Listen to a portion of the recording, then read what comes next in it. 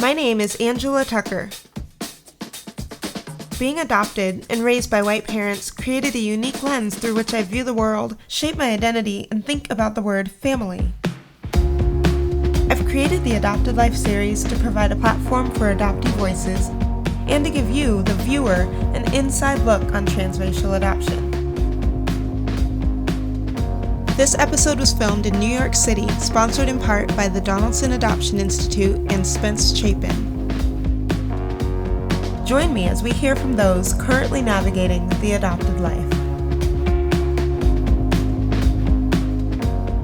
Today I spoke with 5 teenagers, all of whom were adopted internationally and belong to an adoption support group here in New York City. We had exchanged a couple emails prior to today, but I couldn't wait to meet them in person to dive right into the conversation. Is transracial adoption at the forefront of your identity, or is it something that you squash? Do you think of yourself first as like a woman of color, an adoptee? Adoption's always the first thing. Whenever I introduce myself, I always question, well, is this the moment I tell someone that I'm adopted, or do I just kind of leave it and see what happens? If I see someone who I think I'll be able to trust, then I'll tell them. If it's just, in passing, then I'll kind of leave it be. It's a huge part of who I am, even though I haven't figured out exactly what that means. So I'll usually say, hi, my name is Layla. The conversation will continue, and then somewhere along I'll try and squeeze in that I'm adopted as kind of a safety net to protect myself. Now they know. Now it's fine. Because if they didn't know, you think that they might wonder, why doesn't she speak Spanish? Or why, what are you thinking? I mean, I know for a fact it will come up at some point. Somebody will try and speak to me in Spanish. And sometimes I can laugh and smile, nod my head, kind of go along with Spanish by picking up on some words that I might know. Yeah, but so you just try to go with the flow. Yeah, that's code switching, like we were talking about earlier. That's exactly it. It's funny when I recognize that I'm doing it, because then I don't know, well, do I continue or do I stop? Yes. But that's interesting, is I get to decide who I want to be in the moment. I was adopted from Nepal when I was about 5 years old. Through a series of events, I do have an open adoption. Till I was 11, it was closed. I didn't have nothing to do with my culture. I was nope, I'm not that.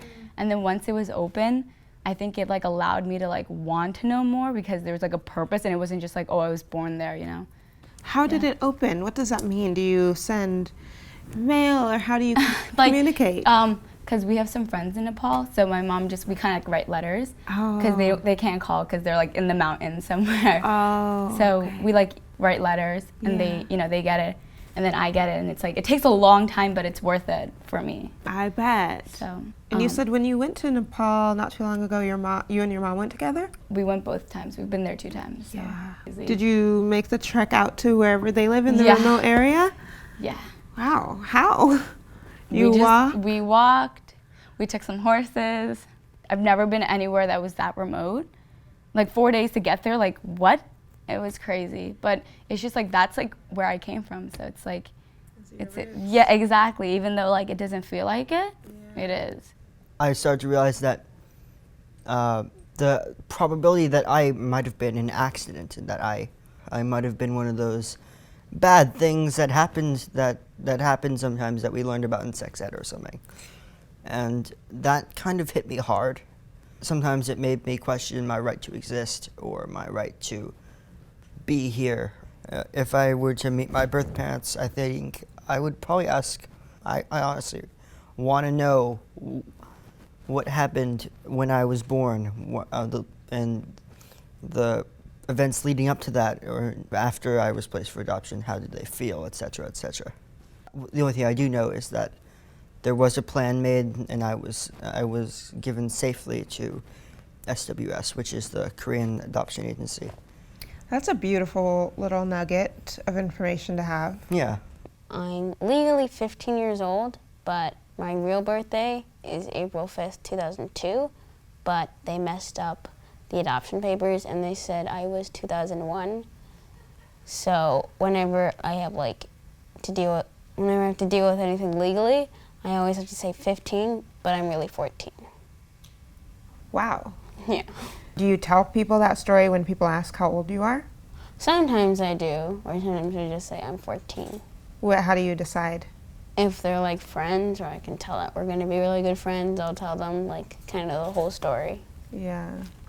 You go by Fiki. Yes. But that's not your full name. No. What is your full name? Fikita. It means my beloved. Fikitha. Yes. But you chose to shorten it? Yeah, because Americans say it Fikirti, and so my mom, I believe, thought it would be simpler to just say Fiki. My friends keep on asking me, like, oh, you know your birth parents, you know this about them. And I'm like, not really. Then they ask me, do you want to find them? And sometimes I kind of want to say yes, sometimes I kind of want to say no, so. What do you want to say today? I have no idea. I don't know if they're alive or dead. So I feel like going through the whole process, like sometimes the process takes like an entire year. But like I don't want to say necessarily that I don't want to not find her, because like I definitely would like to try, but probably not right now. Wait until I'm like 20 something. a little older? What might change when you're older that'll allow you to do that? I probably would know more about myself, because I take mother tongue Chinese in my class at school, and the kids who are Chinese don't look anything like me, or the Chinese teachers don't look anything like me. So I'm thinking maybe, though I may be born in China, I might not be exactly Chinese.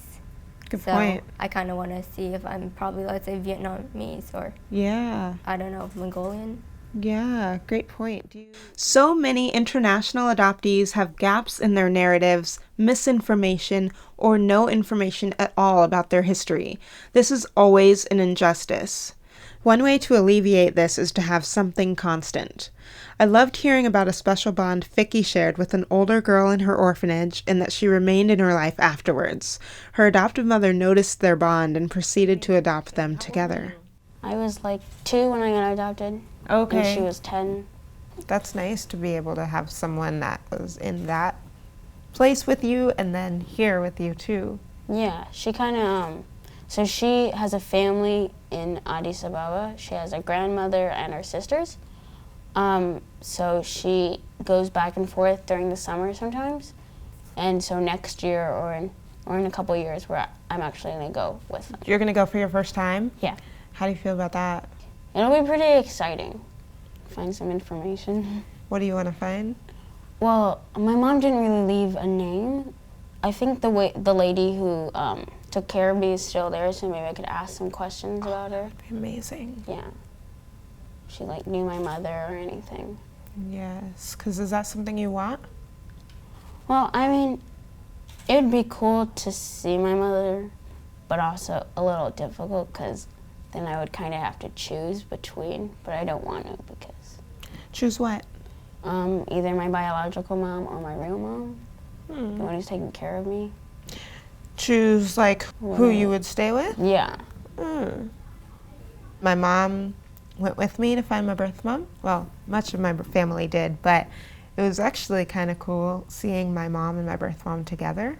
They had a lot to talk about and had this shared daughter, kind of. My birth mom at that time was still pretty much a stranger, even though we had this connection, and I really wanted to get to know her, but never felt a sense of needing to choose between them. Yeah. Because my mom is my mom. My birth mom is this person who is just really special and important to me. Having an open international adoption is really unique. Yeah. That I don't hear about it that often. Yeah. Do you ever feel like, because you have an open adoption too, like sometimes when you tell other adoptees about it and like they aren't open, like it's like, it kind of hurts. Kind of guilty. Yeah. And it's like, I know like obviously they're not saying that, but you can kind of feel it, because if I were them, I would feel a little I would want what they had. Yeah. It's a very awkward situation sometimes. Yeah, but it's also like I would have loved to have met other adoptees who were in reunion or who had openness when I didn't. I would probably still feel jealous, but I would also be like, this is so awesome to learn about what it might be like. versus just nothing at all, which like I had nothing. So then when I met my birth family, I had no idea what to prepare for or how to prepare. Well, you can't. You don't know. So it's like I would love to have had it, even though I would have felt jealous. I had a therapist once who was also adopted, so I thought, great, like we can talk about adoption and what that means, but also like I want to talk about how annoying people in my school are. And it was never like that. She would always say that whatever my problem was that week, that it was because I was adopted. And then But how then did you realize? the homework example came up where she said that I didn't do homework one week because I was adopted and something must have been going on. And I didn't think that that was true. And I realized that she had issues with herself being adopted that she hadn't worked out that were kind of affecting our sessions. So I ended that. But that really showed me that everybody is so different and that everybody looks at their own adoption their own way, because some people really have a hard time with their families. I think that there is a trauma anytime kids have to be separated from their birth parents, their biological parents, but we all handle it differently based on our personalities, our temperament. And so you seem to be one who, you think a lot about those early times. I do think a lot. If I were to count, I would say around at least 2 to 3 times every day. 2 to 3 thoughts each 2 day. or 3, segments of thoughts. Like maybe I ask myself 5 questions every single time. So that's a lot actually. It's a lot of time that you're spending on thinking about like how you got here, why you're here. Yeah. What are some of your trains of thoughts? And do you verbalize them with family or? I verbalize them to a mirror actually, mainly, or a wall in my room, because coming out about my adoption isn't when I do, it's not always like my most happy times. And I'm not always very comfortable when I'm talking about adoption, especially if I'm talking to someone who doesn't completely understand, like if I'm talking to one of my friends. It's hard to do that when general thought about adoption is like, oh my gosh, you were adopted. Like, how do you meet someone when they say it like that to you and you're feeling like, yeah, I was adopted. And it's like, yes, I was adopted. Anything else? I try to kind of lower my voice to make it seem a bit more quiet and calm, to de-escalate their kind of positive intensity that they have in them, because I honestly don't really like that. They're like, oh my God, you're adopted. Yeah, I'm just like, oh yes, I was adopted. I'd rather not get into the good and the bad of that right now, but yes, that's I good was that adopted. you can say that. Yeah. Yeah. My birth mom wants me to call them like Amma and Baba, which is like the term in Nepali for mom and dad. And I do it, but it's like really hard for me because it's just like I don't feel that, you know what I'm saying? Like I don't feel like it's like like you want to, like, and like they're so sweet, like they really do like look out for me, but exactly, they're just words, and I like, like I'm calling her Amma, which means mom, but it's like I haven't seen you in so many years, If you had all the money, would you go like every? I don't know. It's really hard to go because it's just like there's so many emotions, and like it's hard because you want to relate and you want to be like, we have a good time, but it's just very like, wow, we're very separated. And it like kind of makes it harder because you're just like, what am I doing here at sometimes? You're like, I feel like it's very forced, but I want to be here, but like, it's really hard to explain, but. I want to go back a lot more than I can go back, but when I'm there, it kind of hits me when I get to the airport in Guatemala. See all these people who look kind of like you. Yeah. I was a little darker than I am now when I was younger, and so when I go back, I feel like I'm too light. I'm too American now, and I don't speak Spanish. And then when they ask me things in Spanish and I can't respond, then they're completely confused. I know that when I go to the South, where my birth family lives, that I'm perceived differently than them as well, kind of like you were saying. Like, I have a husband who's white. If I'm with my adoptive family, a lot of them are white, and I think I've learned, like, that this is me, that I'm kind of an outsider in the South where I was born. For a long time, I felt kind of guilty about that. And now I think that's like it's part of the transracial adoption identity. Although I was adopted domestically from the state of Tennessee, I could really relate to Hadeli and Layla and their complicated feelings about visiting their birth countries. For adoptees, it can be confusing because we may have the desire to go, yet notice uneasy feelings once we're there, and then have to navigate our re-entry back into regular life afterwards. Having visited my birth family and gone through each of these stages a few times in the last 4 years, I've also gained the important skill of learning how to field questions from curious strangers.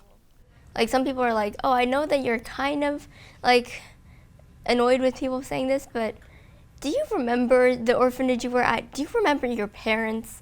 Do you remember this and that? And I would just be there like, look, man, I was 1 year old. I don't remember this much. But let's say when I was 2 years old and in preschool, I remember that. Yeah. I think we're at the whim of other people's curiosity a lot, which is why they ask, like, when are you meeting your birth parents? And then another question and another. It's like, they are curious. That doesn't mean that we have to answer. And that's a really hard line to walk. But I've felt more confident since I've figured out how to do that, how to not answer just because people have questions. Yeah. I guess I love the idea of being adopted more than I was like at 10 or 12 years old. If you're adopted, you kind of understand, like, I wouldn't say the trauma, but the experience, like you understand the hardship, like it's hard being adopted. I think being adopted is kind of a gift. It's something to me that I'm always thankful for. Okay. Like, I can get into a really big argument with my mom, but that's still my mom, and I'm still thankful for having been adopted by her because she's taught me so many other things. But I think being adopted sometimes just feels really unfair. So where do you go to talk about that complexity of you feel like it's a gift, but then adoption is also just unfair? Like, where do you go to talk about the merge of those things? I don't. I mean, I can talk to my mom about it, or I can talk to friends. No matter how many people I talk to, I'll still have the questions. They can give me an answer, but I'll still be wondering. Yeah. I didn't have a lot of adopted friends, so it was kind of, I didn't really know how to talk about it to people. But sometimes I would just be upfront. I'm like, I'm adopted. But sometimes I would kind of hide it away. So something has changed like in the last couple years, maybe, that's made it easier? I think finding more adopted kids my age helps. That would make sense.